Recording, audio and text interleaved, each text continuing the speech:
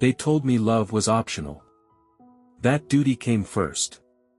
That being a good son meant letting go of boyish dreams and embracing the life carved out for me. What they didn't know was, I already had a life. Just not the one they chose. There are two versions of me. The one my parents know, polite, efficient, deferential. The eldest son who keeps his tone even, his shoulders straight, and his dreams shelved behind a locked door. And then there's the other me. The version behind the screen. Sharp. Curious. Alive. The one who writes, who dreams in bold color, who lives under the name Naveen writes. My name is Naveen. That's what people call me in real life. Online, I go by Naveen writes. That pseudonym became my escape hatch, a small, glowing corner of the internet where I wasn't a pawn in someone else's legacy. I wrote stories. And for the first time, I was seen, not as a son, a role model, or a successor, but as a voice. It all worked. Until the lines between the two lives blurred, and I had to choose which one was real. Let me take you back. I was 24 when my parents called a family meeting. Not to check in. Not to ask if I was happy. To inform me they'd found a match. Not a girlfriend. Not a suggestion. A wife. Her name was Mira. She was 29. A law student from a good family. Her father was a former diplomat. Her mother had that kind of elegance that left no room for contradiction. The first time we met, Mira smiled like she was being watched. She asked polite questions, but her eyes never stayed on me long. The whole evening felt like an arranged performance, with my mother orchestrating behind the scenes, whispering, "Don't talk too much about writing. Keep it light. Be agreeable." Mira was fine. Educated. Respectful. Pretty. The kind of woman you'd see in family albums labeled ideal daughter-in-law. But the conversation felt like I was filling out a form. No spark. Just compliance. Later that night, my mother hugged me and said I did well. You'll grow into it. Love will come later. But reliability? That's rare. Don't throw it away chasing fantasy.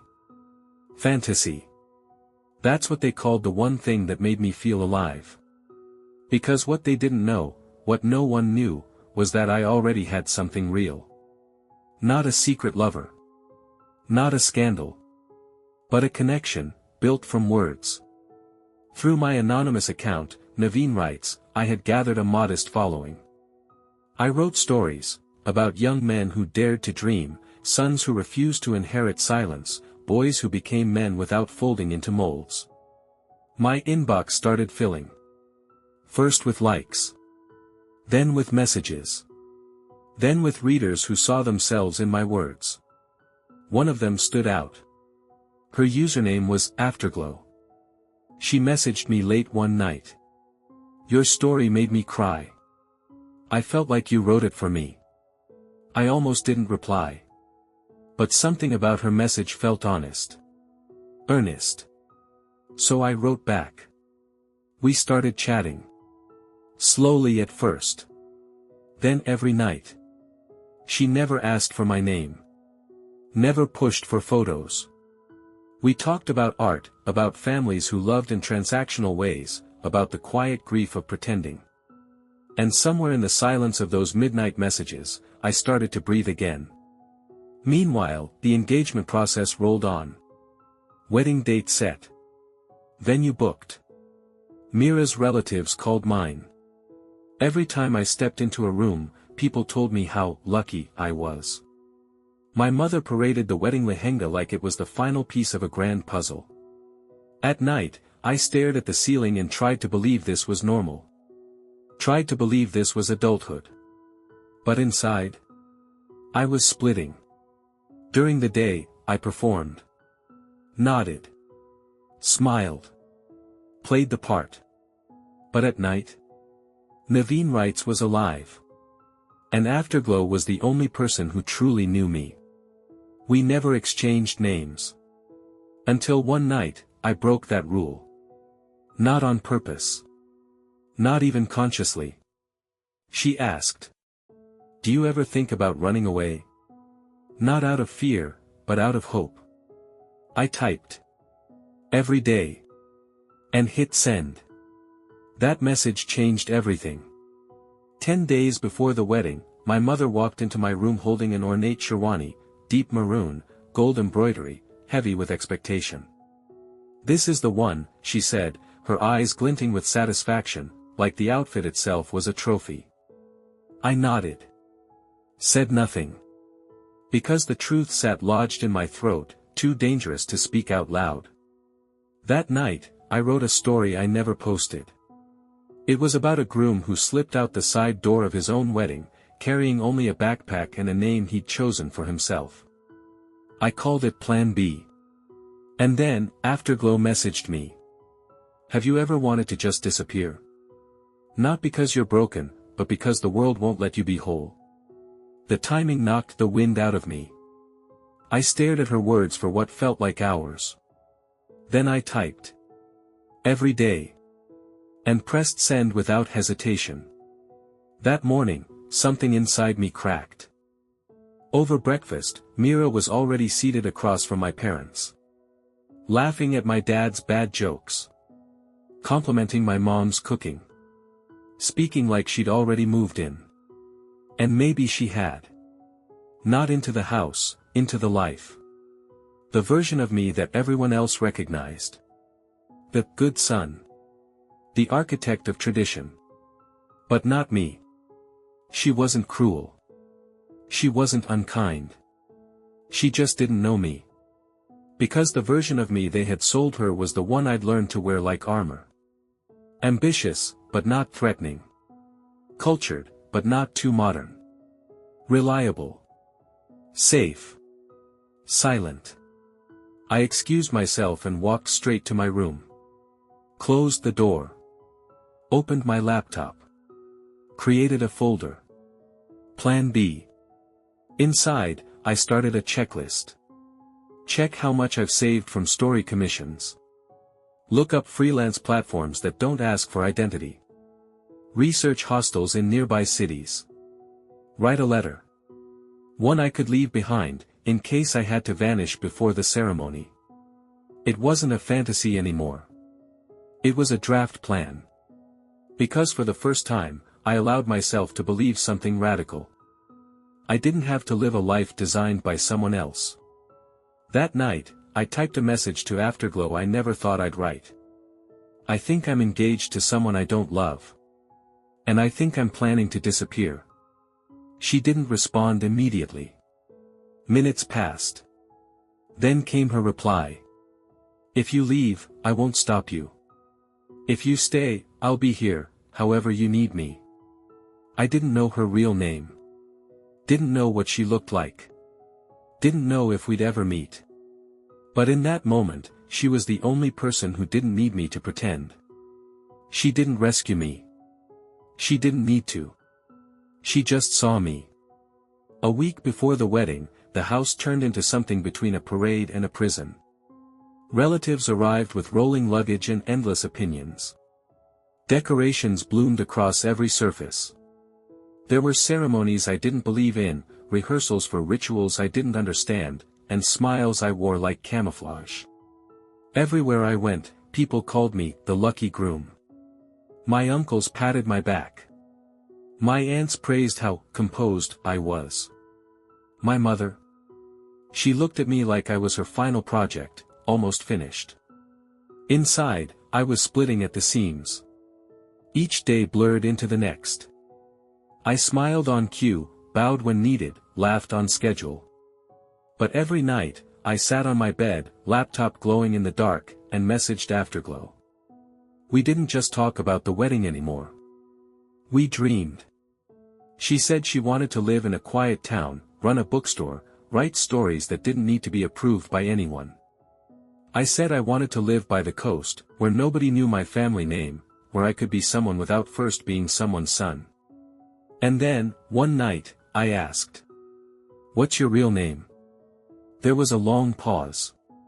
Then she replied. You first. I hesitated. My fingers hovered over the keyboard. Then I typed. Naveen. Another pause. Then. I'm Lena. That simple truth changed something. Not between us, but inside me. She wasn't a fantasy anymore. She was real. The next morning, I woke to a message I hadn't expected. Not text. A voice note. We had never crossed that line, no photos, no calls. That was the unspoken rule. But I pressed play. Her voice was warm. Soft. Nervous, but steady. I know we said no names. No faces. But I wanted you to hear someone believe in you. I didn't cry. Not yet. But something shifted. That evening, as I stood in front of the mirror in the outfit my mother had chosen, listening to the chaos of relatives outside the door, I realized something terrifying. They were all celebrating a man who didn't exist. And I wasn't sure I could keep pretending. Later that night, after dinner, my cousin Rohan pulled me aside. We weren't close. He was older, sharper, always seemed like he was in on things others weren't. He handed me a plain envelope. Don't open this here, he said. Wait until you're alone. Then he vanished back into the crowd. I waited until midnight. Inside my room, I opened the envelope. What I found made my stomach knot. Screenshots. Forum posts. Messages. Mine. As Naveen writes. To Lena. Nothing graphic. Nothing incriminating. But enough to expose me. And on the last page, a sticky note in Rohan's clean, slanted handwriting. Be careful who's watching.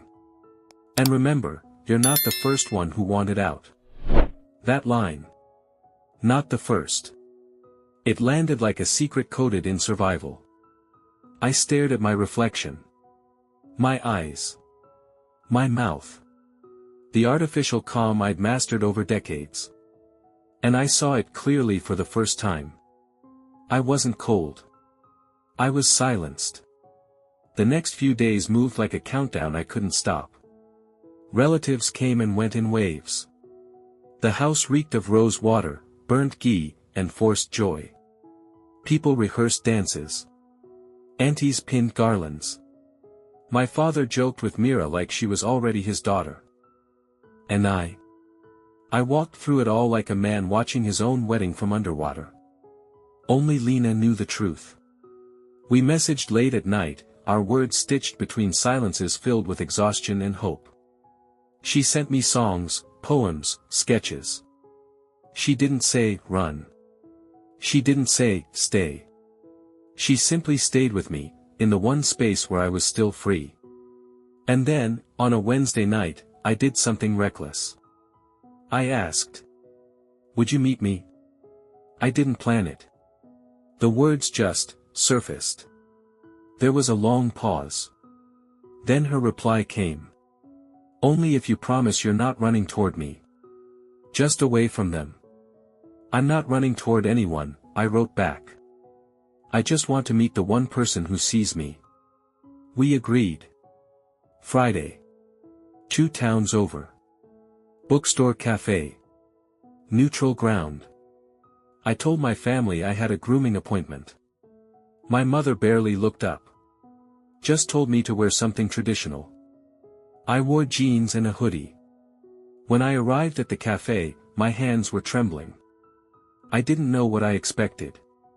Maybe that she wouldn't come. Maybe that I'd lose my nerve. Maybe that the whole thing had been some kind of dream. But then I saw her. Corner table. Paperback in one hand. Nervous fingers tapping a mug. She looked up. And smiled. Not a performative smile. Not the kind you put on for photos. The kind that said, I know you. I've been waiting. We didn't talk much at first. Just sat there, letting the quiet fill the space between us. Then she said, soft and certain. "You're real." 2 words. That's all it took. I broke. Tears burned behind my eyes. I turned my face away, embarrassed, but she didn't flinch. She just passed me a napkin. We talked for hours after that. She told me about her family, controlling, conservative, suffocating in their kindness.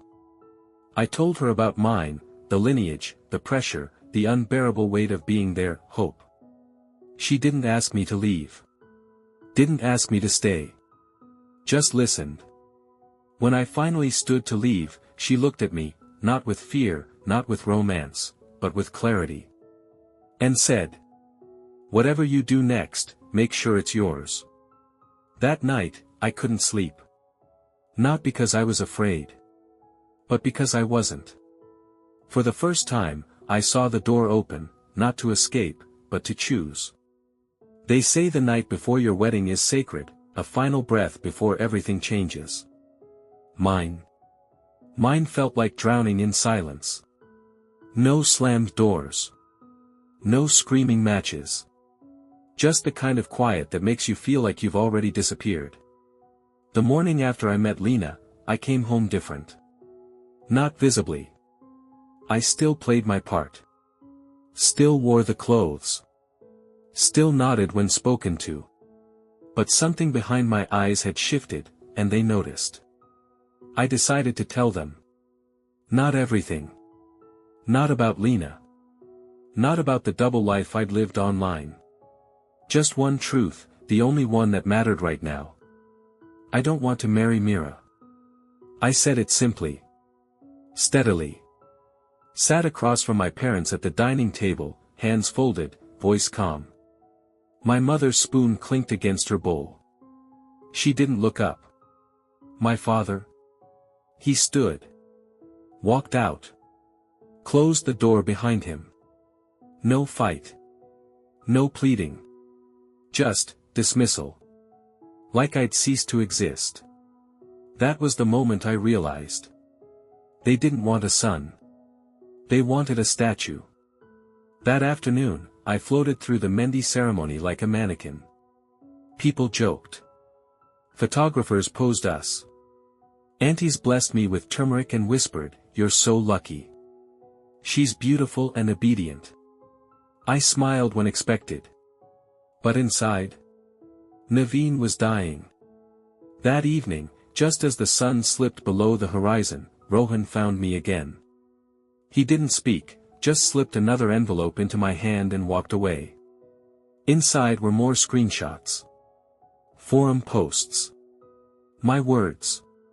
My stories. Some between me and Lena. Others just, me. But this time, he hadn't printed them to threaten. On the final page was another note, scribbled on hotel stationery.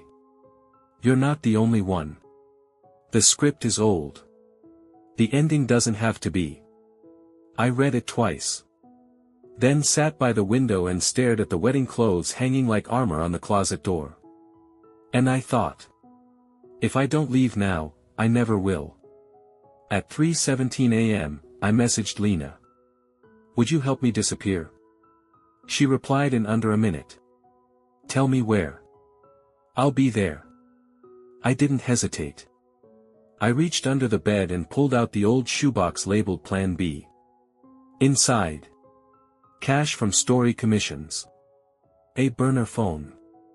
A fake ID badge from a friend who worked in tech. A printed list of hostels and co-working spots in cities that didn't ask questions. My hands shook.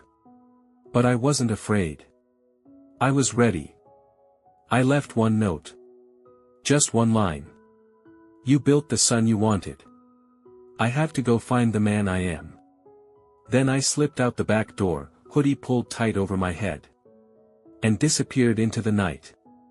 There's a moment, just after you leave everything behind, where time feels suspended. You're not where you were. You're not yet where you're going. You just are. The platform was nearly empty. I boarded the midnight train with nothing but a backpack, a burner phone, and a heart trying to decide whether it was breaking or beginning. I didn't cry. I didn't look back. Because I knew, if I did, even for a second, I'd lose my nerve. And they'd win. The train hummed to life, and just before the doors closed, my phone buzzed once. Platform 4. I'm in the gray hoodie. I'll wait until the train pulls out. Lena. I looked up. And there she was, standing beneath a flickering light, hoodie drawn over her head, hands in her pockets. She didn't wave. Didn't cry. She just waited. Our eyes met through the window. And in that small moment, I felt it, not rescue. Not romance. Recognition. Then the train pulled away, and she was gone. I arrived in a city I'd only ever seen in grainy photos. Wide streets. Crowded hostels. Cafes that smelled like burnt espresso and possibilities. I checked into a room using the name on my fake badge, Karen S. Paid in cash. No questions. No trail. It was small, twin bed, cracked window, no hot water. But to me, it was sacred. That night, I didn't sleep. I sat on the floor, back against the wall, as silence filled the space where expectation used to live. The next morning, a message waited on my phone. Wherever you are. I hope your first breath of freedom felt like peace. It had. Uncertain. Lonely. But peace, nonetheless. I spent the next days laying low. I worked from a local library, uploaded new stories under Naveen Writes. One of them was about a man who walks away from his wedding and finds himself in a coastal town where no one knows his name. The comments rolled in. This gave me goosebumps. I've never read a story that felt so much like mine. Your words make me feel like I'm not alone. Alone. I wasn't anymore. But freedom wasn't a fairy tale. One evening, while using the hostel's shared computer, I stumbled on a Reddit post. From my cousin Rohan. It wasn't direct, but the implication was clear. A groom vanished. A family humiliated. A ceremony cancelled. The comments? Relentless. Some blamed me. Some blamed Mira. Most blamed the culture shift. But I didn't respond. Because rebellion is only visible to those who mistake survival for sin. I stayed silent. But I wrote. A letter. To my younger self. To the boy who stayed quiet to earn approval. Who called obedience love. Who believed he needed permission to be himself. And I wrote. You were never the shame. You were the spark. It's been 384 days. I don't count out of regret. I count with reverence. Every one of those days was a seed in soil I wasn't supposed to touch. Now. I live in a smaller city. Coastal. Quieter. I write freelance web content to pay the bills, nothing fancy, but mine. Naveen Writes is still alive, still anonymous. Only now, I don't just write fiction. I write truth. About sons who say no. About men who leave the blueprint. About becoming. Lena and I still talk. Not every day. Sometimes we write together, anonymous threads in quiet corners of the internet. We don't need to name what we are. People always ask me, did you end up with her? But that was never the point. She didn't complete me. She didn't save me. She reminded me I was allowed to exist. Loudly. Softly. Truthfully. With or without anyone's permission. That was the love I needed first. A few weeks ago, I stood in front of a mirror. Not as a son. Not as a groom. Not even as Naveen Writes. Just, me. And for the first time, I didn't flinch. I liked him. He's not perfect. Still checks over his shoulder in crowds. Still triple locks the door. But he's free.